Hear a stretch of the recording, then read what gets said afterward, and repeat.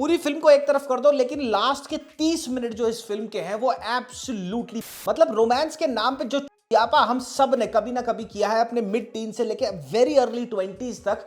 What I liked about this film is the clarity of thought that Mohit Suri and Yashraj films had while conceiving this story. मैं भी किसी time पे निब्बा था, मेरी भी एक निब्बी थी, मुझे वो वाले दिन याद आ गए. हाय गाइस, मैं हूं शांतनु और सैयारा फाइनली थिएटर्स में आ चुकी है. तो रिव्यू शुरू करने से पहले मैं एक बात करना चाहता हूं. हम सब की लाइफ में एक ऐसी उम्र आती है, जनरली 15 से 18 साल के बीच, जहां हमें ऐसी धेपिटी की चूतिया लव स्टोरीज देखने में मजा आता है जिनका रियल लाइफ में जीरो सेंस बनता हो. जनरली इन कहानियों में जो लड़का होता है इन लव स्टोरीज में, वो होता है इंटरनेशनल पैंटी ड्रॉपर कच्ची गिली रॉकस्टार, और दूसरी तरफ एक सहमी हुई सी बिल्कुल इंट्रोवर्ट सी लड़की जो बेचारे अपने पुराने प्यार से इतनी ज्यादा सताई हुई है कि सुबह शौच करने के बाद उसको फ्लश करती है जब, तो इसको वो लम्हे वो रातें याद आ जाती हैं. ऐसा लगता है चेहरा देख के कि 4 दिन से सिर्फ भुट्टा खाया है इसने. फिर ये दोनों मिलते हैं कहानी के अंदर और इनका जापानीज पार्क में चुन्नी मुंह पे डाल के समूचे करने वाला प्यार ब्लॉसम होता है. लेकिन निब्बा निब्बियों का प्यार इतना आसान नहीं है बाबू. लड़का बहुत गिफ्टेड म्यूजिशियन है, रॉक स्टार बनना चाहता है. वो चाहता है जहां जहां वो जाए वहां वहां ओवरिया बस्ट हो जाए, लेकिन वो कर नहीं पा रहा है.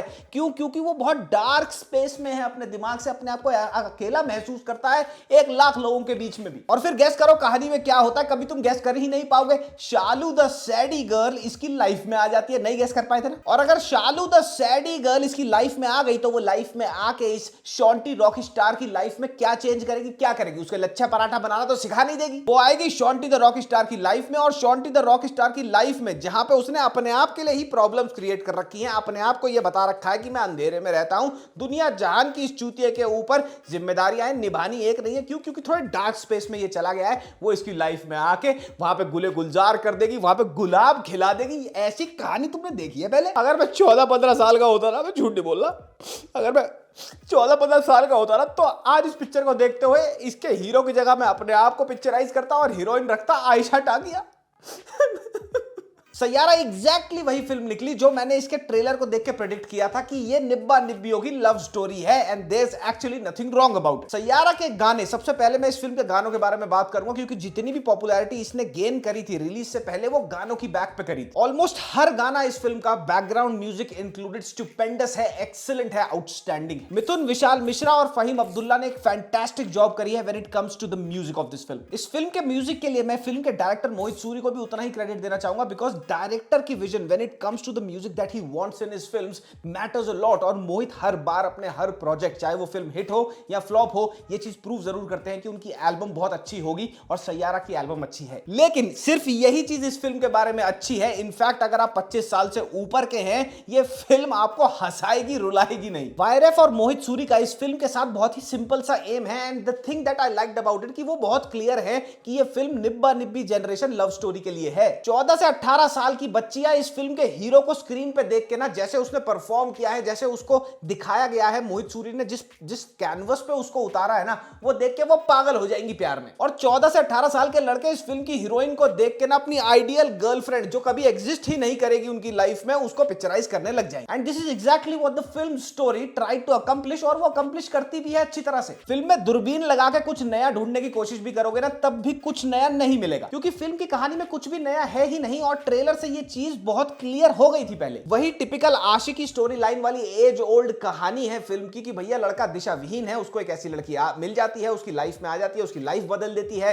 फिर आगे जाके लड़की को एक बीमारी डायग्नोज हो जाती है, जिसके चलते लड़का टूट सा जाता है, लेकिन वो कहती है नहीं तू टूटियो मत, तू आगे जाके भैया माइकल जैक्सन बनेगा. तो ये सब हम देख चुके हैं. There is nothing new in the film. अब इस फिल्म के कुछ शॉर्ट्स में तुम्हारे को एक्सप्लेन करता हूं, और उस एक्सप्लेनेशन से तुम्हें बहुत क्लियर हो जाएगी ये बात कि किस एज ग्रुप को ये फिल्म टारगेट करना चाहती है. मुंबई की सड़कों पर चलती हुई फास्ट बाइक पे ये निब्बा निब्बी किस कर रहे हैं एक दूसरे. एक शॉट में चलती सड़क पे ये भाई साहब और बहन जी किसी की गाड़ी के ऊपर चढ़ जाते हैं. क्यों? क्योंकि इनका मन करता है वहां खड़े होकर स्पीच देने का, एक दूसरे को प्यार का इजहार करने का. उसकी गाड़ी की छत नीचे आ जाती. तो एक शॉट में लड़का एक जॉइंट बनाता है, उसको जलाता है. लड़की उसको देख के एक और जॉइंट निकालती है, जलाने की कोशिश करती है, उससे वो जलती नहीं. वो देखता है कि इससे जल नहीं रहा तो मैं तो फेंक देता हूं. क्यों? क्योंकि उससे नहीं जला, मेरी निब्बी से नहीं जला, तो मैं कैसे पी सकता हूं, वो तो पाप हो जाएगा. अपना अपना जॉइंट फेंक देता है, वो भी जॉइंट फेंक देती है, and to perfectly joints were wasted for what. Film में ये दिखाया गया है कि लड़का स्ट्रगल कर रहा है अपनी लाइफ में, अपने करियर में स्ट्रगल कर रहा है, लेकिन एक बिग एस कॉन्डो में रह रहा है जिसका किराया ही कम से कम 5 से 8 लाख रुपए महीना होगा बंबई में। कहने को लड़का अभी कुछ भी बड़ा नहीं बना है, स्ट्रगल कर रहा है, लेकिन कॉन्डो के साथ साथ एक बाइक भी तो होनी चाहिए बड़ी, तो 2.5-3 लाख की हार्ले तो बनती है स्ट्रगलर के पास। एक शॉट में लड़की आईसीयू में है, आईसीयू के बाहर लड़के को लड़की की मां बोलती है कि प्यार करते हो तो शादी जरूर करना, मेरी लड़की बहुत कमजोर है, उसको छोड़ के मत चला जाना। तो भैया ये तैश में आके आईसीयू के अंदर जाता है, आईसीयू में है वो माइंड यू, वहां जाके कहता है शादी करोगी। एक लव स्टोरी में एक लड़का और लड़की जो मेन लीड्स हैं वो एक कॉन्सर्ट में जाते हैं, भीड़ का एक पार्ट होते हैं। तो यहाँ पे सबसे बड़ी क्लीशेड चीज क्या हो सकती है, यही ना कि एक शॉट लगाया जाएगा जहां पे भीड़ उनको धक्के मार मार के एक साथ लेके आ रही है और फिर वो भरे भीड़ के कॉन्सर्ट में किस कर लेंगे, वो इसमें है। लड़की के पास फिल्म में एक डायरी होती है जिसमें वो लिखाई करती है, लेकिन वो करती क्या है, लिखाई के साथ साथ लिखाई करके ना वो पन्ने फाड़ देती है। क्यों? क्योंकि उसके एक्स की यादें जुड़ी होती हैं उन पन्नों के साथ। ऐसे सेंसलेस और इमेच्योर लव सीन्स ना थ्रू आउट है फिल्म की screenplay. But then again I was not expecting anything better, and mind you this film is not Rockstar. Rockstar में जो चीज दिखाई गई थी वो बहुत मैच्योर लेवल पे दिखाई गई थी। अच्छा, एक इस फिल्म को देखते हुए मैं एक चीज रियलाइज कर रहा था बार बार कि this film does not lie. ये फिल्म कुछ प्रिटेंड नहीं करती कि ये एक बहुत मैच्योर लव स्टोरी दिखा रही है। ये दिखा रही है कि प्यार में आदमी क्या क्या बेवकूफियां करता है, and it stage true through out. इस फिल्म में जो रोमांस दिखाया गया है, इनफैक्ट मैं ये कहूंगा the definition of romance that the couple shares in this film, ये उन्हीं लोगों को अपील करेगा जिनको अपने बिल खुद नहीं भरने हैं, वो इस एज के ही नहीं है। Anybody who is 25 plus and working and is in a relationship and has been in a very loving relationship और even has been in a breakup, वो भी ये देख के हंसेगा जो जो चीजें इसमें दिखाई गई हैं कि यार ऐसा नहीं होता, it's not possible. Second half में एक शॉट है जहां पे भाई साहब बहुत पुख्ता रॉकस्टार बन जाते हैं, वर्ल्ड टूर कर रहे होते हैं और एक रैंडम से वर्ल्ड टूर अपने कॉन्सर्ट में कूद जाते हैं, घुस जाते हैं क्राउड के बीच में और ये सोचते हैं कि शायद इनकी बंदी इनको वहां ना दिख जाए। मतलब रोमांस के नाम पे जो चुतियापा हम सब ने कभी ना कभी किया है अपने मिड टीन से लेके वेरी अर्ली 20s तक, वो इस फिल्म का फंडामेंटल है। And if you are in your 30s like I am and if you walk into the theatre thinking that this story will entice you, probably not entertain you, थोड़ा बहुत कर देगी, because तुम्हारे खुद लिखेगा कि यार कितना चुतियापा है, तुम्हें नॉस्टैल्जिया हो जाएगा, शायद तुमने भी कभी ऐसा चुतियापा करा होगा जो फिल्म में दिखाया गया है। That's about it. There's nothing of value in the film. What I liked about this film is the clarity of thought that Mohit Suri and Yashraj Films had while conceiving this story, क्योंकि उनको अच्छी तरह पता था कि किस age group को ये अट्रैक्ट करना चाहते हैं थिएटर्स तक इस कहानी के साथ। फॉर एग्जाम्पल, मैं जनरलाइज करने की कोशिश नहीं कर रहा, लेकिन मैक्सिमम लोगों को जिनको मेट्रो इन दिनों पसंद आई है, जिसमें थोड़ी मैच्योर लव स्टोरीज दिखाई गई हैं और साथ ही नेटफ्लिक्स पे जो अभी आई है आप जैसा कोई वाली लव स्टोरी दिखाई गई है, वो दोनों कहानियां अगर आपको पसंद आई हैं तो मे बी आपको ये कहानी पसंद ना आए, क्योंकि ये एज ग्रुप डिफरेंस दिखता है दोनों कहानी में। द लेवल ऑफ मैच्योरिटी तीनों फिल्मों की कहानियों में दिखता है। कुछ बड़ी अटपटी सी बातें भी हैं फिल्म में। फॉर एग्जांपल, छोटी छोटी चीजों पे ध्यान नहीं दिया गया है।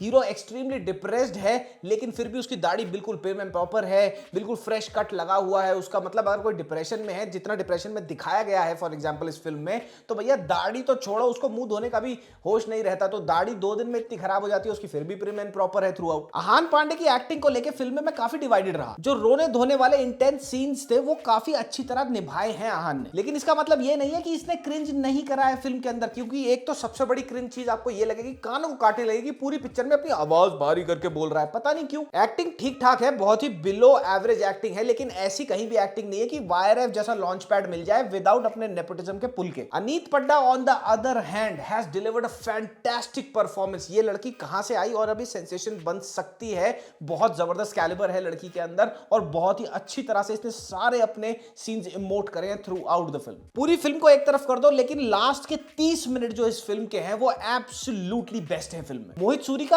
असली डायरेक्टर्स मैजिक दिखता है लास्ट के 30 मिनट में अप अंटिल द क्लाइमैक्स, और पोस्ट क्रेडिट सीन भी है एक, वो मत भूलना देखना। ये जो लास्ट के 30 मिनट के बारे में मैं बता रहा हूं ना, इस पूरे 30 मिनट में, पूरे के पूरे 30 मिनट में मोहित सूरी ने अपना सारा का सारा टैलेंट कि वो रोमांस को कैसे दिखाना चाहते हैं पर्दे पे खोल के रख दिया, और उस 30 मिनट में ना आप रो भी पड़ोगे। बट उस लास्ट के 30 मिनट तक पहुंचने के लिए आपको पहले ये फिल्म पहले 1.5 घंटा बेयर करनी पड़ेगी, जो इतना मुश्किल नहीं है बेयर करना। टू बी वेरी ऑनेस्ट, जो रीसेंट रिलीजेस आई हैं उनसे तो बेटर ही है। So just like I said, एक सर्टेन टीजी के लिए ये फिल्म है, उसी टीजी को ये अपील करेगी। गाने is a different story all together. गाने इस फिल्म के बहुत लंबे टाइम तक लोगों को याद रहने वाले हैं, और इन्हीं गानों के चक्कर में कलेक्शन भी कर जाएगी ये फिल्म, कहानी के बेसिस पे करे या ना करे। तो जाओ, अगर खाली बैठे हो जाके थिएटर पे देख सकते हो खामखा की हाइप तो क्रिएट कर ही गई है, ब्लॉक बुकिंग्स भी चल रही हैं, लेकिन साथ ही एक्चुअल बुकिंग्स भी हैं फिल्म की, लोग जा रहे हैं देखने, निब्बा निब्बी पहुंचे हुए हैं, हैव अ गुड टाइम। मैं भी किसी टाइम पे निब्बा था, मेरी भी एक निब्बी थी, मुझे वो वाले दिन याद आ गए।